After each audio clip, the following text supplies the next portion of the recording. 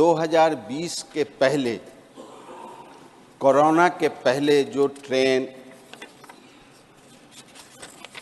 कर्पूरी ग्राम में, सोनपुर प्रमंडल के कर्पूरी ग्राम में जो रुकती थी, मिथिला एक्सप्रेस, बाघ एक्सप्रेस, जननायक एक्सप्रेस, टाटा छपरा एक्सप्रेस, वो क्यों नहीं 2022 के बाद रुक रही है?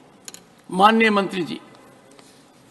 सभापति महोदय, ये जो विषय है ट्रेन्स के हॉल्ट का, ये विषय बहुत ही महत्वपूर्ण विषय है और थोड़ा टेक्निकल विषय है। नमस्कार, आप देख रहे हैं न्यूज फॉर नेशन और मैं हूं प्रियदर्शन।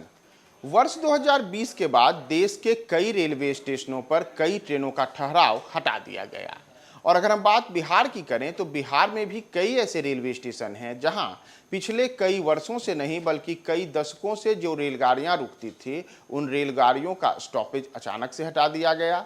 यहां तक कि कई रेलवे स्टेशनों पर ठहराव के पुनर्बहाल के लिए बड़े स्तर पर आंदोलन भी हुए और आज बिहार में रेलवे स्टेशनों पर ठहराव को हटाने का मुद्दा संसद में भी गूंजा है। जब जदयू के राज्यसभा सांसद रामनाथ ठाकुर ने रेल मंत्री से सवाल किया कि आखिर कर्पूरी ग्राम रेलवे स्टेशन पर ट्रेनों का ठहराव क्यों हटाया गया, जबकि वहां ट्रेनें पिछले कई वर्षों से लगातार रुक रही थी, लेकिन अचानक से रेलवे ने एक फैसले से तमाम लोगों के लिए असुविधा खड़ी कर दी है। तो अगर हम बात करें बिहार में रेलवे के स्टेशनों पर ट्रेनों के ठहराव को हटाने की, तो न केवल कर्पूरी ग्राम स्टेशन बल्कि कई ऐसे बिहार के रेलवे स्टेशन हैं जहां पिछले 2-3 वर्षों के दौरान एक दो नहीं बल्कि दर्जनों ट्रेनों का ठहराव हटा दिया गया। शुरू में कहा गया कि जो ट्रेनें कोरोना के बाद चली हैं उन्हें स्पेशल ट्रेनों के रूप में चलाया जा रहा है, इसलिए इनका ठहराव हटाया गया है और बाद में इसे बिल्कुल परमानेंट कर दिया गया। तो अब इसी को लेकर के रामनाथ ठाकुर ने आज राज्यसभा में रेल मंत्री अश्विनी वैष्णव से बड़ा सवाल जवाब किया और अश्विनी वैष्णव से उन्होंने सवालों की एक लंबी फहरिस्त रखी कि आखिर क्या वजह है कि चाहे कर्पूरी ग्राम स्टेशन हो या अन्य स्टेशन हो, और स्थिति ऐसी बनी कि रामनाथ ठाकुर के सवालों का जवाब देने के दौरान जो जवाब अश्विनी वैष्णव ने दिया उससे रामनाथ ठाकुर बिल्कुल खुश नहीं दिखे और उन्होंने यहां तक कहा कि आपको तो जो अफसर पाठ पढ़ाते हैं आप वही बोल देते हैं। तो आज पूरे के पूरे संसद में बिहार में ट्रेनों के ठहराव को लेकर के जो सवाल गूंजा उस पर क्या क्या दोनों पक्ष से हुई और यहां तक कि इसमें राज्यसभा के सभापति ने भी हस्तक्षेप करते हुए क्या बातें कही, आप सुनिए पूरी बातों। श्री रामनाथ ठाकुर। प्रश्न संख्या 62। Honourable minister. First supplementary Shri Ramnath Thakur. सभापति महोदय, आपके माध्यम से माननीय रेल मंत्री जी से जानना चाहता हूं कि 2020 के पहले, कोरोना के पहले जो ट्रेन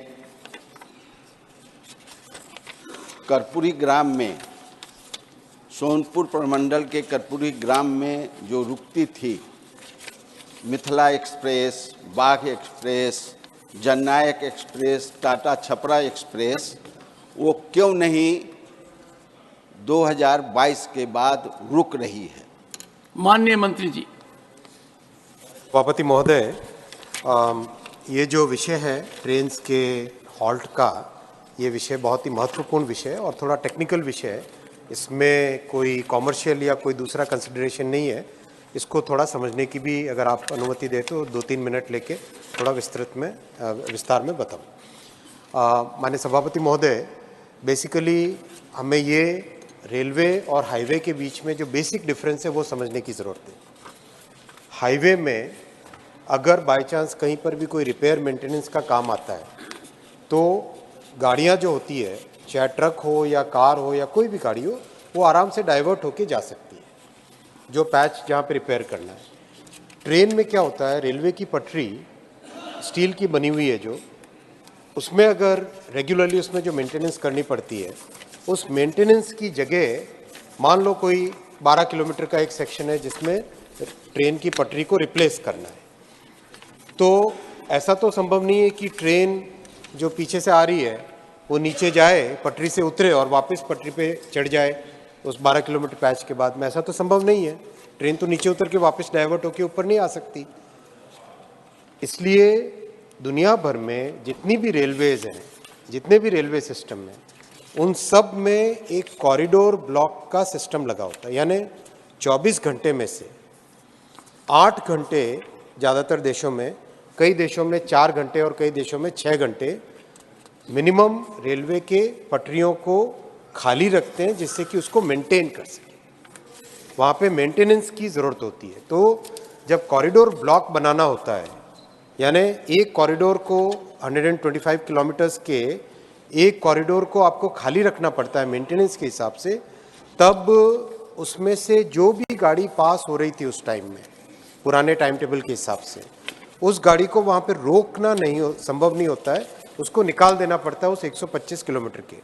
ये प्रक्रिया अगर आप देखें 2014 से पहले, माननीय सभापति जी, बहुत बड़ी संख्या में एक्सीडेंट्स होते थे, 170 के आसपास एवरेज, क्योंकि मेंटेनेंस की बड़ी समस्याएं थी।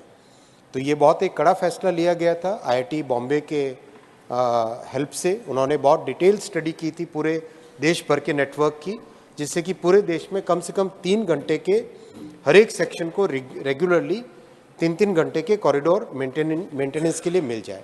उसी प्रक्रिया में कई स्टॉपेजेस रोके गए हैं और यथासंभव टाइम टेबल जैसे जैसे रेलवे की कैपेसिटी बढ़ रही है, यथासंभव नए स्टॉपेजेस भी दिए जा रहे हैं। Second supplementary Shri Ramnath Thakur. सभापति महोदय, माननीय रेल मंत्री की बातों से मैं सहमत नहीं हूँ। अभी उन्होंने जो कोशिश कीजिए। उन्होंने जो जवाब दिया है, लिखित जवाब दिया है कि 8 जोड़ी ट्रेनें उस पर जाती है, रुकती है, राजधानी भी जाती है।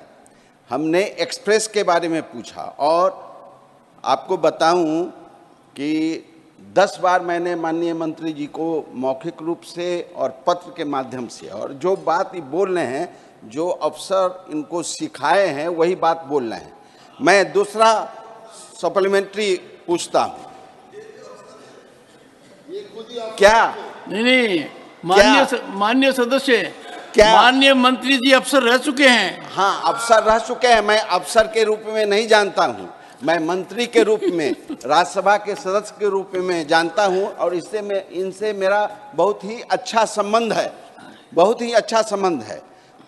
दूसरा सप्लीमेंट्री मैं पूछना चाहता हूँ आपके माध्यम से मंत्री जी से, क्या 1.5 महीने पहले बेगूसराय जिले में और समस्तीपुर जिले के शाहपुर पटोरी स्टेशन पर आपने बेगूसराय में 6 जोड़ी ट्रेन रोकने का आदेश दिया है और रुक रही है, और शाहपुर पटोरी स्टेशन पर 3 जोड़ी ट्रेन रुक रही है 1.5 महीना पहले से? क्या कारण है कि कर्पूरी ग्राम में जो ट्रेनें रुकती थी वो नहीं रुक रही है, और नहीं रुकने का कारण जो आपने बताया उससे मैं सहमत नहीं हूं। मैं आपसे सभापति महोदय विशेष अनुरोध के साथ, निवेदन के साथ, प्रार्थना के साथ, आरजू के साथ, विनती के साथ कि जनता को और सरकार को जो लाभ होने वाला है उस लाभ से आप वंचित मत करें, और उस स्टेशन पर आप जो ट्रेन का नाम मैंने लिया है उस ट्रेन को रोकने का आदेश आज करने का कृपा करेंगे। माननीय मंत्री जी, पर सभापति माननीय सदस्य ने बहुत भावुक रूप से, पुरजोर तरीके से, संयम रखते हुए, आपके संबंधों की चर्चा करते हुए बात कही है। मैं मान्यवर सांसद जी, आप बहुत ही मेरे सम्मानीय सांसद जी हैं, और पहले जब इधर बैठते थे काफ़ी अच्छी गपशप भी होती थी, खूब आनंद भी आता था, और जिस तरह की आप पहले बातें सुनाते थे बिहार की राजनीति की, उससे सीखने को भी बहुत मिला। और आपके इन्हीं सब आपके प्रवचनों के कारण ही आज मुझे थोड़ी बहुत राजनीति की समझ आई, इसलिए मैं आपका धन्यवाद भी देता हूँ और माननीय सांसद महोदय का जो स्पेसिफिक विषय है, मैं माननीय सांसद महोदय को रिक्वेस्ट करूंगा बैठे साथ, और जो यथासंभव इसमें हो पाएगा वो करेंगे। उधर चलेगा।